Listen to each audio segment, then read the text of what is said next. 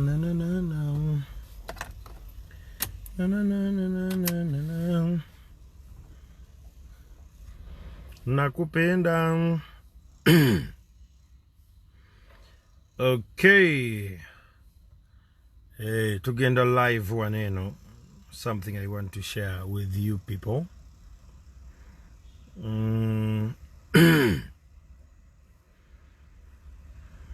Okay, it's 11 sharp, perfect. Dero nakulwa kusatu Wednesday. Mogalula Sumani nkulengedewe wali kubanga kwoli. Owefumba Ivan, good morning. Rachel Nambogo. Good morning. Omwana mbise Daddy Zaza. Custom Peter Daddy Zaza. But anyway, it's a beautiful morning. Lero njagadde tunyumyeko. What about Banja getting a little bit carried away when I'm better emotion about some things. Today, John Namuga, good morning. Bwake de bro, Jimmy Chevale, Rami Genius, Lugemwa. Good morning. Yeah, it's a very good morning here. Nenga Uganda ngabo etambula ngabo tujiraba. Bintu munange byakubera nga kwegamba wefaako. So today I want to share with you about something called repositioning. Simanyi oba ekintu kino mukitegeera bulungi naye ngenda kumenyeramu ensonga ezimu. Repositioning. Guys, have you ever thought about why some people are no longer talking to you? Or why me, if I'm your friend by the way and you're watching, or why I no longer call you? Nti sicha kukubira, sicha nyumya nnyo naawe, tetukyazibonga nnyo naye ng'ate nkumanyi. Have you taken time to think about that? Omanyi, fe tubeera nyaawo ne tubeera mu biboozibozi and we don't pay attention ku bintu bino. Naye njagala leero nkuyigirize something called repositioning. Now, repositioning is a very critical issue we need to understand. As people, we need to understand repositioning. That in life, people are going to reposition you basing on the value. People are going to replace you, or they're going to reposition you basing on the value that you give them. So most of us are not having friends anymore. Maybe we have changed and we condescend and complain because we don't understand repositioning. Some friends are no longer calling you because they repositioned you. Like you don't make sense to them anymore. So they repositioned you. Today I want you to have that in your mind. I want you to get into your mind and understanding that these are things happening around us. They are friends of mine. I'm no longer giving them a call because I repositioned them. Ochitagera, echo cho njagala tutandika okubeera very honest. The fact number cha Hanifa Gambia, you're my friend but I no longer talk to you. Listen, relationships end. Relationships end. Abantu betwagala batuka ekiseera ne bavaako. Now, the problem is, as Ugandans or as Africans, we don't understand that relationships ends. Whether with your family, whether with your friends, your wife, your husband, your kids, relationships end. Kati relationships zino ziggwa zitya nti osobola okuba ng'oli badde wange ng'era tuzibongako nnyo bulungi nnyo naye bwe ntuuka n'enzira ku leve endala gwe n'otasika kujja wendi n'okoma bukomya we tubadde tuli. Kati nze mba nkulese, I have shifted my gears and you stayed where you are. I don't know whether you understand, people. So when you reposition someone and they don't understand that they have been repositioned, they still have an authority over you. Some friends feel because they have helped you in life, they have the audacity to run your life the way you want it to be, or the way they want it to be. And how do you know that your friends want to run your life the way they want it? When you do something and they're not aware about it. And they're like, oh, Anne, what you call zingate wangambye konze mukwano go? I mean, I'm living my life.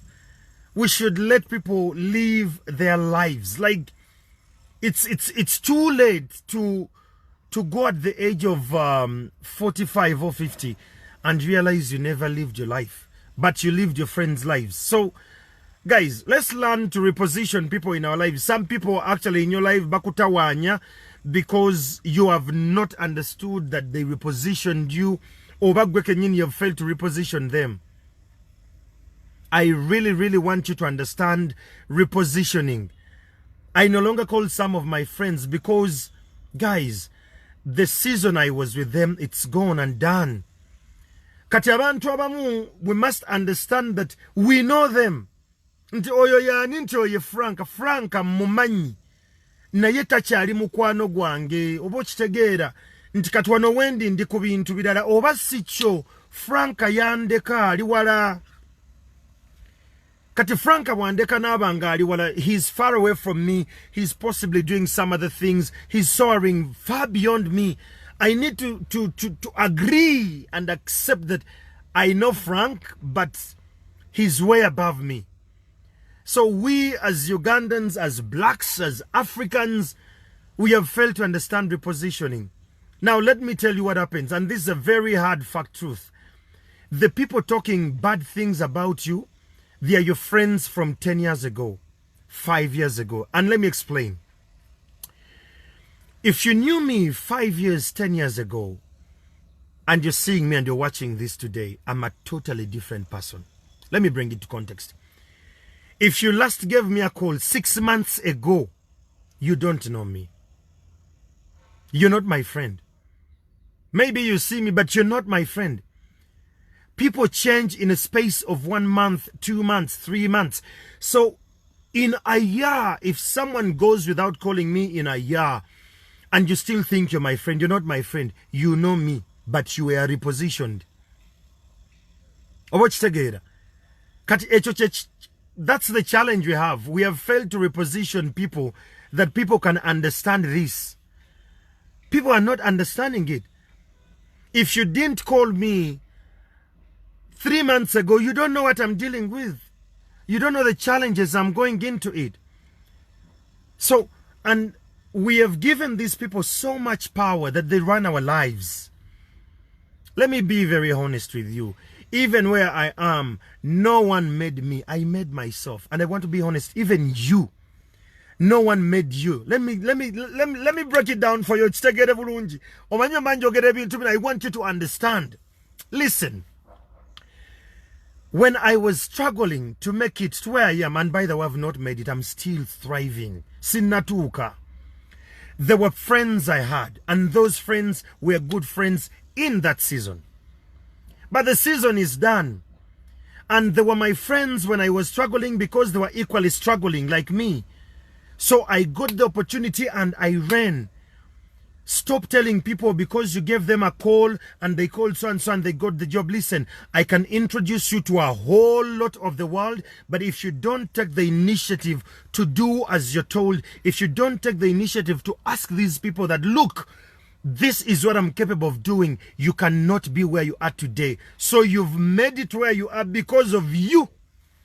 You took the initiative, you took the tenacity, you took the wrath of what you're going through, and you said, look, I am going to do this. And you did it. So stop paying homage to people who gave you the number to call into kubira Kyamagero jakuyamba. Well, when you called me, it was not them who called me. It was you who called me, and that's how I connected you.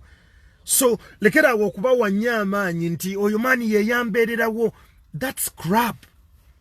Reposition people, guys. You cannot move when you don't reposition people in your life.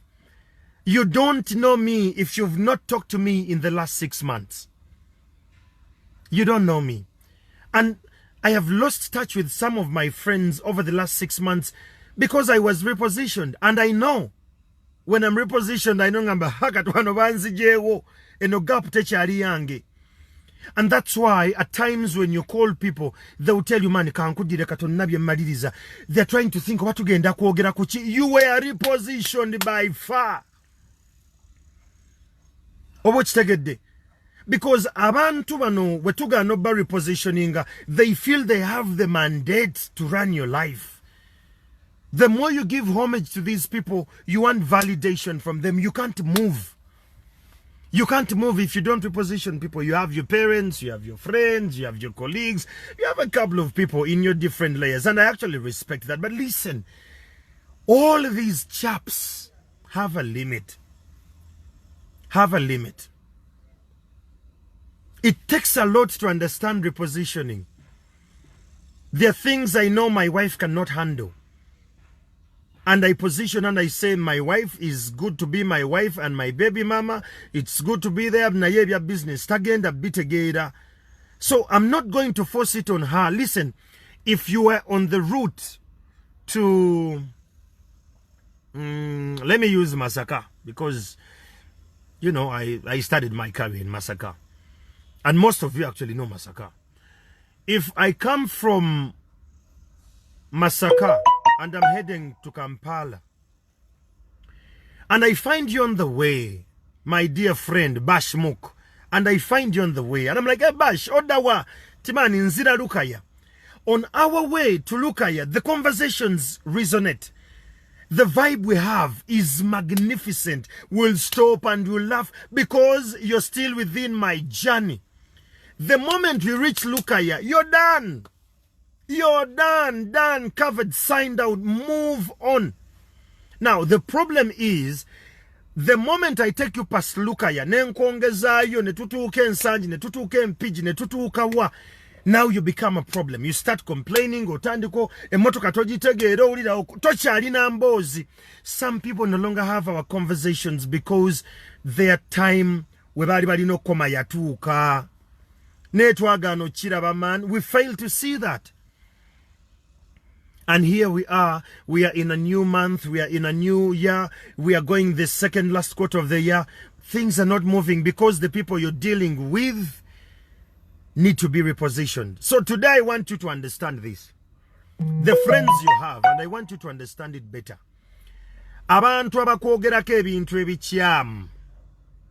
People who are spreading bad energy about you are your former friends. They know you then. They don't know you today. They don't know you today. Because you've not talked to them in 6 months. Guys, if you've not talked to someone in 6 months, they are no longer your friend. They know you and you know them. That's it. That's it. They just know you, but they don't understand who you are. You're dealing with different waves. You're dealing with different people. You're dealing with different energy. So, I'm glad it's back. Going forward, my friends and family, look around you. Look around your friends. Tell me if there are no people you need to reposition. Mwebali, body no repositioning a bunch, but you're not doing it. Abantu abakogerako ebintu ebirino kankize na mu Luganda. Abantu aba spreading a bad energy about you. Abantu abakogerako ebintu ebitaliyo. Abantu abefuula abakutegeera ennyo. Babyogera because basinziira ku oli gwe baali bamanye emabega 5-10 years ago. They don't know you, my dear. So stop stressing. Stop stressing. Reposition people. They don't know you today. Guys, if I've not talked to you in a year, you could be my friend and you're in this live. If I've not talked to you in a year, I know you. But you're not my friend. Possibly, you don't add value to what I'm chasing now. Maybe I don't add value to what you're chasing now. So,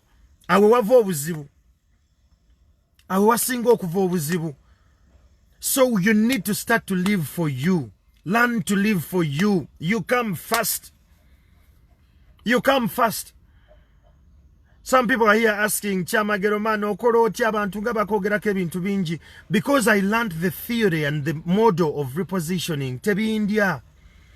Actually, ne bwoba banyigira onyigira bwerere. Because they don't know you. It's better omuntu n'akunyigira nga byakunyigira abimanyi. Naye omuntu bw'aba akunyigira nga olw'okubanga wayisewo tekisoboka. And by the way, let me open up your mind about something here. Let me open your mind. The people fighting you are your friends. Let me tell you why they're fighting you. They know your potential. It's funny how the universe was created that we can't see our potential. Like oyinza okwera onogamba olaba Kyamagero oyo singa akola bwati ne bwati oyo guy singa ali wala. But I don't know that about me. But you know. So guess what they do? Because they know if your full potential is unlocked, ogenda kubaleka kati bakola bakukuba. Buli wobanga akola kino ne bakukuba ne bakuzansi. Buli wobanga akola kino ne bakukuba ne kizansi. If they can't get you directly, they will go bad mouthing you. Boss, don't worry. Reposition. When you start to reposition, people ne batandika okubeera nga bali repositioned. Endowooza jaabwe zikyuka. They have an ego that needs to be massaged. Bawuliranga buli kintu kyokola oteeko babuulira teweetaaga kubuulira muntu yenna because gy'okoma babuulira you're giving them a lot they know how to sabotage. So bw'obeera wekka no repositioning abantu, it helps you a lot.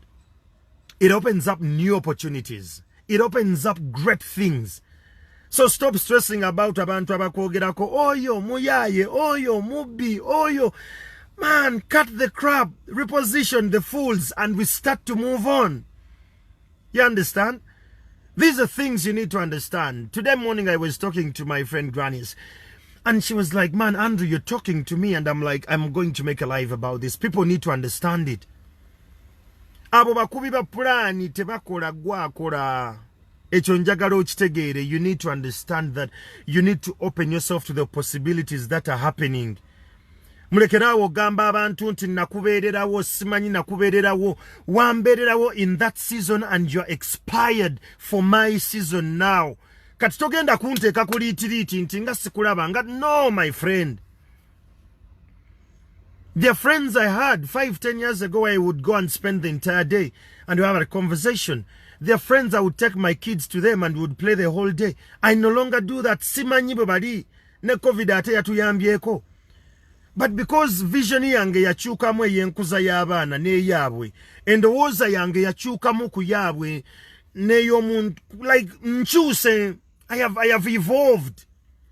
Now the challenge we have is we never want to understand where the relationship ends. Kitegeeza ki nti if I am your friend and you realize I am upping my game or I am shifting my gears, if you can't shift your gears to find me, don't hate me when I'm gone. Be grateful that I know you. There are people I know, they are actually far beyond me. And I'm grateful that I know them. Ndi musanyufu nti mbamanyi. Nenga blood yandeka. And I'm proud of them. Kati omuntu oba tonnanyumya naye kumala myezi mukaaga mabega lekerawo ogamba nti omumanyi.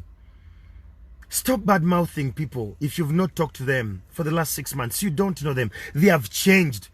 Omuntu gwali omanyi nti mutamiivu lujuuju amaze emyezi 3 ng'ali clean without drugs, without alcohol in them. Guess what? When you go around you keep saying gayo yanywa nnyo, you're doing a disservice to someone here. Sekyo njagala mukitegeere abantu bange naddala abawansi man. Tubeera so emotional. Omuntu n'atambeererawo. Let me tell you, you're in people's lives for a season. Understand that. Ekyo njagala okitegeere bulungi. Ekyo njagala okitegeere bulungi nnyo. Stop stressing about people who are not coming through for you. People come, people go. And when they go, you must let them go. Let them go. Some of the relationships we have are not adding value. Guys, you must look at your friends who are not just busy being your friends. Omanyi, our generation is so busy being friendly than being effective. Don't be my friend, just my friend. That, oh, Kyamagero mumanyi mukwano gwange. Tumbav. Totally nonsensical. If you're not effective in my life, you're not making sense. I need to feel your impact as a friend. If I'm talking about family, I need to hear your input. If I'm talking about business, njagala ntapping muchomanyi ku business. You're effective. Kati awo oli mukwano gwange. Naye bw'obanga just oli awo obeera Kyamagero mmanyi kamukubireko n'essimu blood. My number is on this page. So you having my number, it's not something unique. Everyone can have my number. But what happens is, how effective are you in my life? How effective are you? Tulekerawo gamba abantu nti gundi mumanyi era gundi mumanyi. That is totally nonsensical. It doesn't make sense. Can we try to align the busyness to effectiveness? Can we try to do that? Yes. I'm live here. Let me talk to you later. Fine, how are you? You understand? These are things you have to be honest about. Let's stop being busy. No. If you're not being effective in my life, yes, I just said it because it doesn't make sense. I am sick and tired of my generation, trusting people with a lot of trust and a lot of responsibilities, and we fail them. By the way, I need to meet you to be in a conversation in Tufu, and my conversations are uncomfortable at times. Their friends have talked to Nembagamba man, wali blood wang neto chaso wakubaba blood rachi, wakola bino byachiwewe, no kola bino byachiwewe, no kola bino byachiwewe. I don't want to be in that energy. But I know you, and in case you ever need my help, please call me, I'll come through. But lekera wokunkubire simu techazibonga nnyo. You understand? We must learn to be real.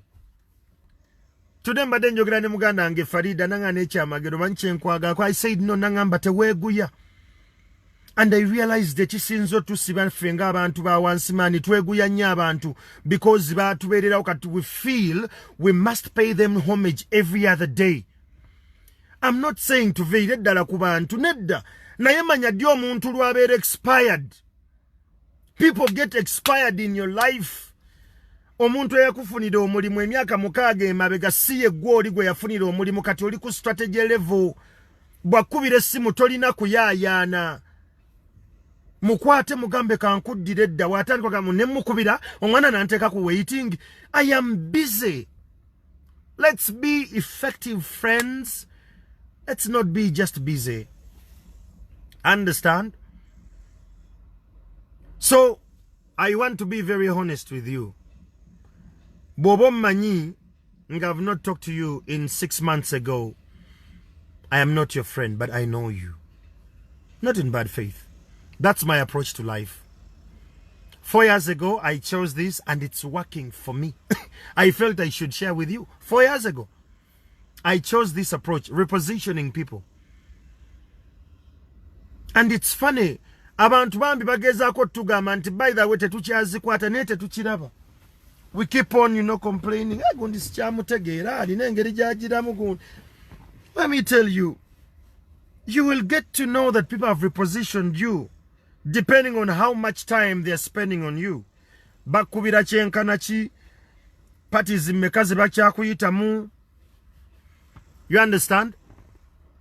Some people take you the way they're taking you because they feel in charge of your life. Because you give them so much energy to run your life. Bulichimu, hamani nachengendo kola, mbadde njagala kwebuuzaako, lerererere. Because boba manyi potential jolina, bajja kugamba tochikola, they want you where you are. They don't want you to actually thrive and go beyond them. So for their ego purposes, they will tell you, togezaako chikola, bigenda kulya. So bimenya. And at the end of the day, your mental sanity starts to go down. Why? Because you're expecting too much from people. Because you're expecting them to actually understand you. Tewali agenda kutegeera. Mbolo kwanza namuyamba okumufunira passporti. Nagende Dubai kati yatuuke yo tachanfaako. Muganda wange, you expired. Omulimu gwo, the universe. By the way, let me tell you what. The universe brings people around us in the season when we need them. Abantu bali odiringa nabo ngolina emyaka 18 sibo odiringa nabo leero. Kati ekyo kikuyamba okutegeera the repositioning vibe jengezaako kuwa wano. Kikuyamba kitegeera.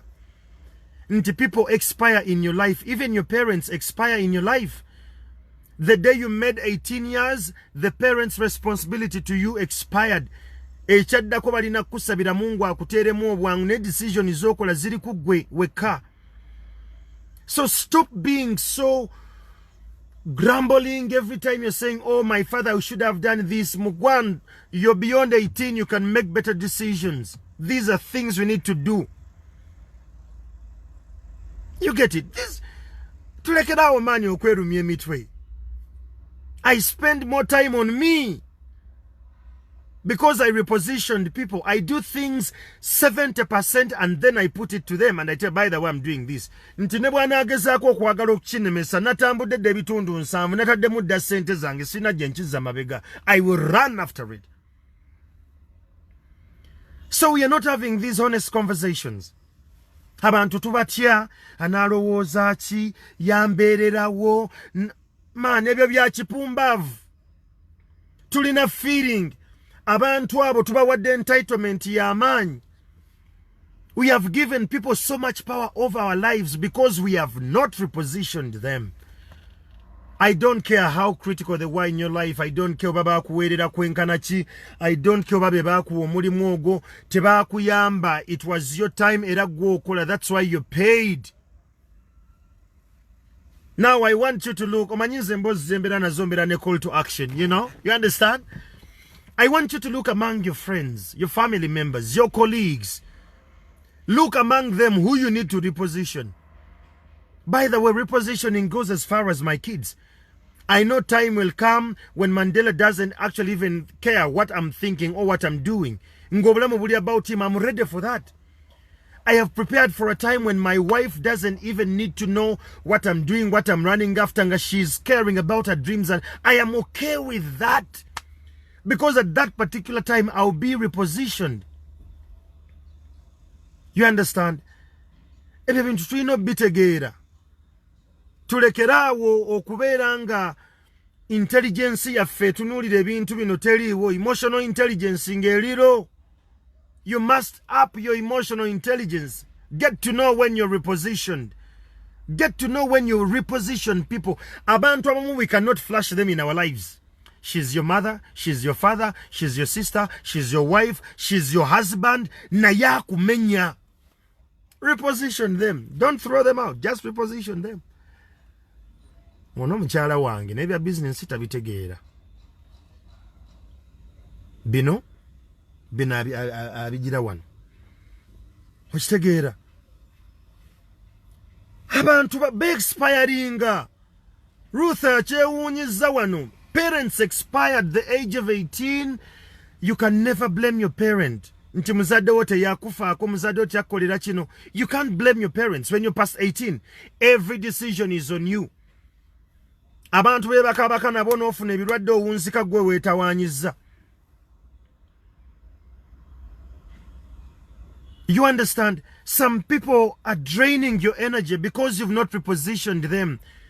Some people are failing you because you've not repositioned them. You expect a lot from them. Atebo baliwo kumenya. And it's very painful that they know the strength and the power you possess to be better. It's painful. Chiruma. So imagine making 45 years or 50 years. No diokotegra chibaita repositioning no gamba, man, I wish I lived my life. Think about that. Maybe chijja kuyamba. Learn to prioritize you. Life is about you. Nze segu y'abantu. I learned that the hard way. Segu y'abantu. Because ebiseera ebisinga omuntu wagamba nti ngenda kuwa essimu ya Kyamagero. Bw'obanga ddala Kyamagero omwetaaga mu bulamu bwo, ogenda kukola kyonna ekisoboka okunoonya Kyamagero omunnyonnyole by'olina omunnyonnyola. So bwe nkusaba ompe ennamba ya Kyamagero n'ogigaanira ngenda ginoonya paka nga ntu. It's about me.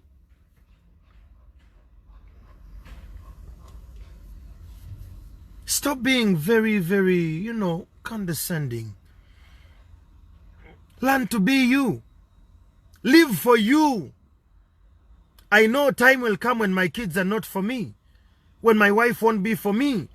Obobudde nja kubeera nga ndi ku byange because I have prepared the repositioning and how it comes. You who have kids, you know how good it is. When kids get to their puberty stage, they're rebellious. They have repositioned you. In their life, balaba tobaagaliza tobaagalira tobategeera. Oba okitegeera. tulina okwetereza ne tuka ku ndowooza eraba ebintu ebyo. We should stop being emotional. Tutandika olaba ebintu. Guys, mwe reposition people life egenda kunyumira. Egenda kunyumira. Your friends, your family members, they will talk about you, yet they have not seen you in the last 6 months, or they have not even talked to you in 1 year. The information they are giving out is outdated, so it should not stress you. It should not stress you. Gwe boogerako mukadde. Goli mupya. Understand? Ebyo bintu bikulu nnyo. So today I felt I should share with you about repositioning. So if you're out there and you're my friends, maybe you're in the same business of media, but I've not talked to you in a year, I know you, but you're not my friend. There are people I know who call me every week. There are people I know who my wife calls every day. Those are our friends. That is our support structure. And where you know nti omuntu mentality ye eri shallow era eri low, atandika ogamba kati abo baatuuka tebakyatwetaaga. Those are the people benjogerako beweetaaga repositioning because they feel they're entitled to homage. Nze ndi muntu wa wansi. Kankubuulire ekintuusizza wano, and I want to tell omuntu wansi omulala ali yalaba video eno leero that you can actually reach where I am and you go beyond me. One thing you must learn to reposition people. Learn to reposition people. Learn to reposition people. Abantu abamu togenda badde liitinga mu bulamu bwo, baakuzaala nabo. Abamu be baboosi bo, ne boosi woteeka mu repositioning ebiseera ebisinga n'ogamba ono bino tajja bitegeera, kankole gwange. You understand? If your dad hasn't seen you in 10 years marrying, your dad doesn't know you. Because abantu tukyuka every moment. Every day tukyuka. We need to understand that. Learn to reposition people. But nali nyingira media abantu benatandika nabo. Sibendiringa nabo leero. Okitegeera. There are some people, you yourself you know, nga mikwano gyo nenga tokyasobola kwogera nabo. And si mu bubi. Naye nga value yaabwe yaggwawo. Nga value yaabwe teriiwo man. Even if you try, walantu boogezaako n'okusika naye nga tajja kikulaga ekintu kimu yaggwaako. Some people are expired and we still have them around us. Tubaleke bagende, we must learn to let them go and we move on. Kubanga level endala gy'ogenda okuddako yeetaagisa abantu abalala nga bapya nga ate banjawulo. The reason why you're still at the level where you are, you're still dealing with the same people, the same energy, ate nga bo bennyini be bakukuba. Because tebaagala abasukkako. Bino bye mbagamba man, olumu mbeeraawo ne ngamba I need to share more with people. Need to understand what are my mantras, what drives me in life. These are some of the things that, you know, put me ahead of some people. I reposition people. Sesiba ku bantu. Sesiba ku bantu. There are times even when my wife nga yali mu lusirikalo ngamba, okay, how can we fix this? Nengeza ngamba I need some space. I respect that space. Manya I'm repositioned in that season in neta go muleka abeko. Aina chaita maybe chesijja kutegeera. Nemwe muri eyo omuntu namubeererawo tambeereddeewo do. No. Reposition people. Learn to reposition people. People get expired.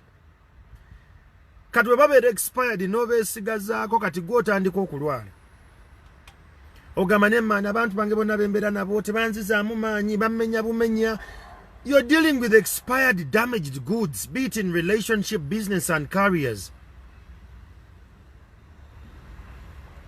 Negwe be bantu booli nabo. Repositioning is the way to go. Some people togenda badde liitinga mu bulamu bwo never repositioning. You could love them so much, but you need to reposition them. I'm never worried about people who talk anything about me. Those who know me and those who don't know me, because they don't know me. Tebabeera nange every day, tebamanyi bwe nkyuse. Kati omuntu gwe boogerako wa myaka 2, myaka 10, myaka 5 emabega, kati era sibanyiigira, sibanenya, I move on. And you know why? The moment you move on, nobeera ng'oli ku level endala, ne bye boogera olumu tebikutuukako, because frequencies ebalimu nfu. Your frequency is way above their frequency. So endowooza yo eri wala nnyo ne bino tojja biwulira. Because you repositioned them, man. Okitegeera? Learn to reposition people.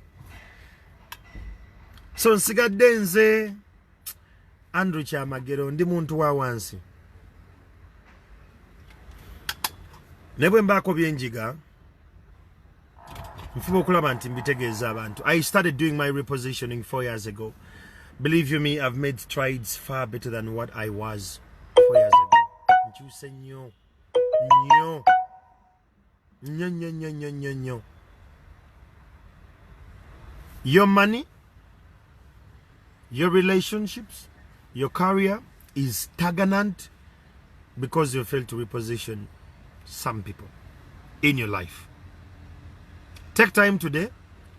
Think about your business partners. Think about your parents. Think about the loved ones you have. Think about your friends. Mami migadde nja kuddira edda songa maliriza. I want you to start this month by repositioning. Get a book. Get a book. I have my book here. I keep writing everything I think about every day, every time. Rachira iveno njikoledde mu mmotoka mubadde quiet bulungi nnyo nga sijja computing na sound ali wawelu. I wanted you to understand where I'm coming from. Reposition. Reposition the people in your life. If you're my friend and I've not called you in the last 6 months, I know you. You're not my friend. And the reason why I've not called you, maybe I'm busy, maybe I'm chasing a different dream, maybe my vision changed a bit. Simo bobi, but I've moved on. Respect that, love it, and we'll go on. Nange, I've respected that. For my people down there, wherever you are and you're watching this, learn to reposition. So, Embozi zino bweziti nzinyumya every day, Monday to Friday, on Radio 4. It's 103.3 FM every Monday to Friday, 5 a.m. kumachia up to 6 in the morning. But today I just felt I needed to go live here, that you understand it better and more. Reposition people. Yeah, it's coming to noon. That's all the time I had to share with this. Maybe you can share it with your friends and family or those you want to change. Abantu boyagaliza bintu bikulu nnyo. Reposition ensejja kwangwa reposition, ebintu bijja kukyuka reposition, bingi bijja genda biterera. Sigadde nze Andrew Kyamagero, ndi muntu wa wansi. I have to go and run after other things I'm doing. I want to thank you for the data you've spent following this conversation, understanding this conversation. Share it with your friends and family. Let them know why they're being repositioned and why you should reposition them. Tweyongererawo. Bere bulungi byebyo.